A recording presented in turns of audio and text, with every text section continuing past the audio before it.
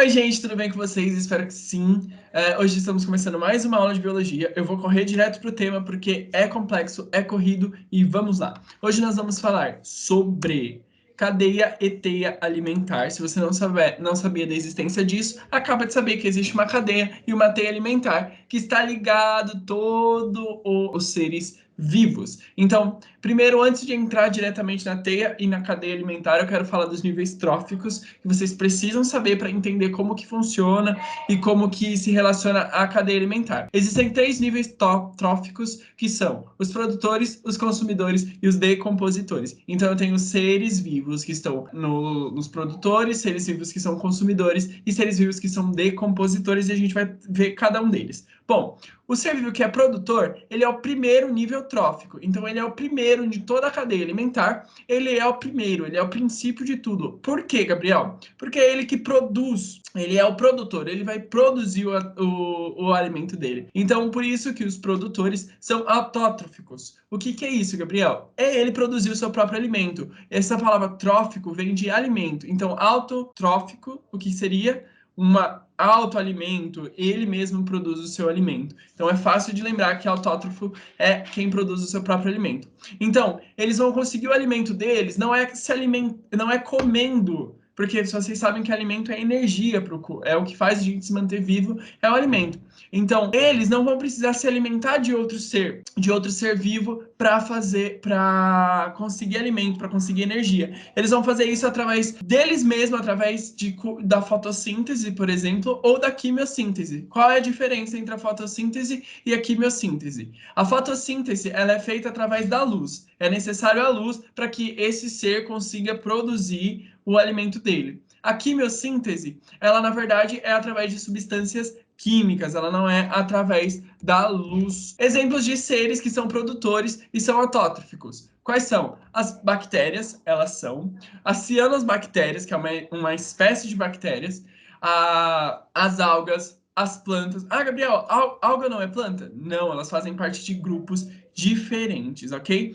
E aí, qual é o objetivo do produtor? Qual é a função do produtor? A função do produtor nada mais é do que pegar essas substâncias inorgânicas, que são água, sais, luz, CO2. O gás carbônico, gente, ele é ele é inorgânico, tá? Já caiu em questão do Enem e do Enseja sobre isso, então eu deixei bem ressaltado aqui porque ele é inorgânica. Então, o objetivo do produtor nada mais é do que pegar essas coisas que ninguém consegue produzir alimento através disso e produzir alimento e transformar em matéria orgânica, que vai ser a glicose, que vai ser aquilo que eles vão se alimentar.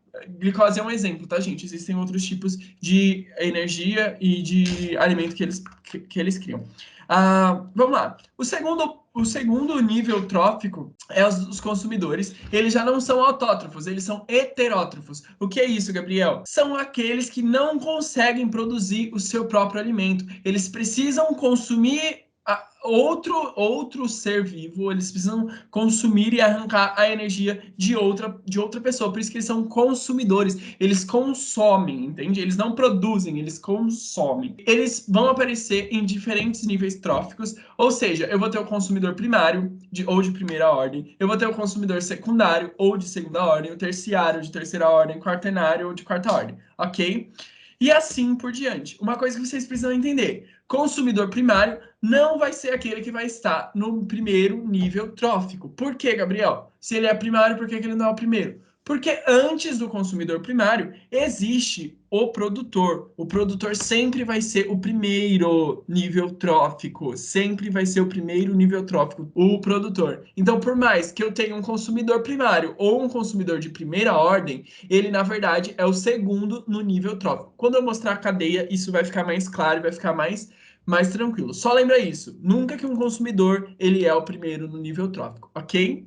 Uma coisa que vocês precisam saber: os consumidores eles são divididos por nomes. Existem milhares e milhares e milhares de nomes para determinadas coisas e esses nomes são dados por causa das características alimentícias desses seres. Então, dependendo do que eles comem, dependendo qual seja a comida que eles se alimentam, é o que vai dar o nome para eles. Eles têm esses nomes. Eu coloquei alguns aqui que são os que mais são pedidos, os que mais caem nos vestibulares, mas existem muitos outros, ok? Então a gente tem os herbívoros, aqueles que se alimentam de vegetais e algas e plantas e etc. A gente tem os carnívoros, que são aqueles que vão se alimentar de carne. A gente tem os onívoros, que vão se alimentar de carne e vegetais. Os pecívoros, que vão se alimentar de peixes. E depois a gente tem os que se alimentam de fezes, que são os copófagos, os hematófagos, que se alimentam de sangue, e os detritróvoros, que se alimentam de detritos, ok?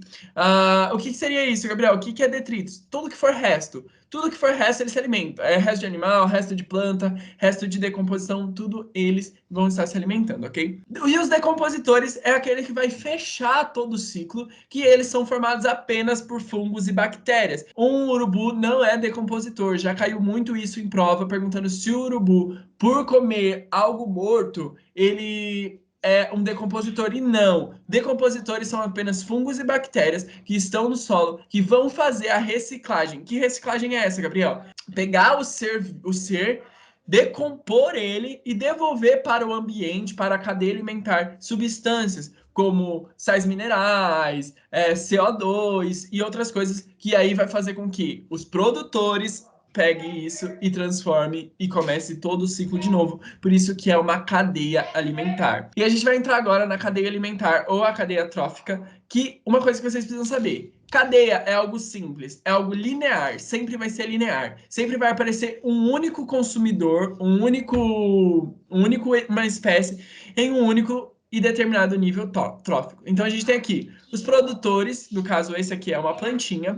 O que acontece? Ela faz fotossíntese, então ela pega a energia do sol para produzir o alimento dela. Então o alimento dela vem da energia solar, vem da energia da água, vem dos sais, do ambiente em si. Ela faz a fotossíntese e produz o seu próprio alimento. Por isso que ela é chamada de produtor, e é por isso que ela está no primeiro nível trófico. Então ela é a primeira, sempre o produtor é o primeiro nível trófico, ok? Depois a gente tem o consumidor primário. O que é o consumidor primário? Ele é o primeiro nível trófico? Não, ele é o segundo nível trófico, tá vendo? Ele é o segundo, mas ele é considerado o primeiro consumidor. É o primeiro consumidor. O primeiro consumidor é aquele que vai ser o primeiro a se alimentar do produtor, ok? Então a gente tem o consumidor primário, que é, no caso aqui, esse gafanhoto, eu acho, ou um besouro, um grilo. E depois a gente tem o consumidor secundário, que é o sapo. Depois a gente tem o consumidor terciário, que é a cobra. E por fim a gente tem o gavião, a águia, ou quer que seja, como consumidor quaternário. Gabriel, duas coisas. Cadê os decompositores? Gente, geralmente os decompositores não aparecem na cadeia alimentar. Quando eles aparecerem na cadeia alimentar, eles não aparecem no fim, consumindo apenas o consumidor quaternário. Eles aparecem assim, sendo ligados com a seta por todos os seres vivos da cadeia. Por quê, Gabriel? Porque todos os seres vivos vão morrer e todos eles vão passar pelo processo de decomposição. Não é só o consumidor quaternário. Todos esses vão morrer e passar pelo processo de decomposição. Ok, Gabriel, agora me explica essas setas. Essa seta, gente, tá sempre apontando para o animal, para a espécie que come, que se alimenta. Então, a seta está apontando para o grilo, porque é ele que se alimenta da planta. A seta está apontando para o sapo, porque é ele que se alimenta do grilo, que se alimenta da planta. E assim por diante. Ah, Gabriel, é fácil saber isso, não tem que saber o sentido da seta. É fácil quando a gente tem imagem, é fácil quando a gente está falando de fotinhas, mas às vezes nas provas aparecem letras, aparece espécie A, traço setinha espécie B, setinha espécie C. Como é que você vai saber qual que se alimenta de qual? Pelo sentido da seta. A seta sempre aponta para o que come, ok? Aqui é outro exemplo de cadeia alimentar, só que com os decompositores, tá vendo que todos estão ligados aos decompositores. Então, a planta é comida pelo gafanhoto, que é comido pelo sapo, e os decompositores. A planta se decompõe porque ela morre, o gafanhoto se decompõe porque ele morre, e o sapo também porque ele morre, ok? E aí, quando a gente fala de teia alimentar, para finalizar o vídeo, o que eu estou falando? Eu estou falando de um conjunto de cadeias alimentares. Então, eu não estou falando de algo linear, algo que tem apenas um consumidor primário, apenas um consumidor secundário. Não, vai existir diversos. Então, a gente tem o produtor, que sempre vai ser o primeiro nível trófico, ele sempre vai ser o início de tudo.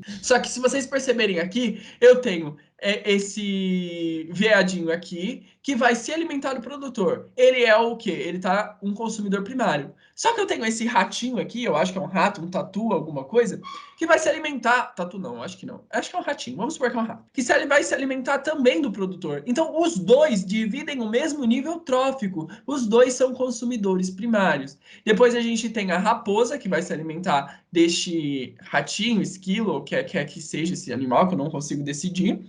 Ela vai ser o secundário, da mesma forma que este tigre, este lobo, vai ser o secundário por comer o veadinho. Mas ele vai ser o terciário no momento que ele come a raposa. Dá para entender? Para ficar mais claro para vocês. São várias teias. A teia alimentar é um conjunto de cadeias. Então eu tenho várias cadeias. Uma cadeia, por exemplo. Isso pode cair no vestibular, pode cair no Enem, pode cair no Seja, que é justamente a pergunta: quantas cadeias alimentares tem nessa teia? Não desse jeito, mas nesse sentido de pergunta. Então você começa lá: produtor comido pelo veadinho, que é comido pelo tigre. Uma teia alimentar. A gente vai seguindo as retinhas. Depois, o produtor é comido pelo ratinho, que é comido pela raposa, que é comido pelo leão, tigre. Outra teia alimentar. Depois a gente volta aqui. Produtor, que é comido pelo ratinho, esse ratinho é comido pela raposa, só que agora, em vez da raposa ser comida pelo tigre, ela vai ser comida pelo gavião. Isso quer dizer que nós temos mais uma teia alimentar. Depois a gente volta aqui de novo. Produtor, que é comido pelo ratinho, que é comido pelo gavião. A gente tem mais uma teia alimentar. Então, a gente tem uma, duas, três, quatro teias alimentares nessa teia alimentar, entendeu? Então, a gente tem 4 cadeias alimentares aqui. E dependendo de como a gente analisa isso, uma espécie ela vai ser ou o primeiro, ou o segundo, ou o terceiro, ainda mais os consumidores que dividem muito. Então, se eu pego essa aqui, o tigre, ele é o consumidor secundário. Agora, se eu pego essa aqui, o tigre já é o consumidor terciário. Entende como muda isso? Exatamente. É isso que é uma cadeia alimentar, isso que é uma teia alimentar, e isso que são os consumidores. Depois a gente vai falar mais sobre isso, a gente vai falar de energia, a gente vai falar de muitas outras coisas, mas por enquanto é isso. Muito obrigado e até o próximo vídeo.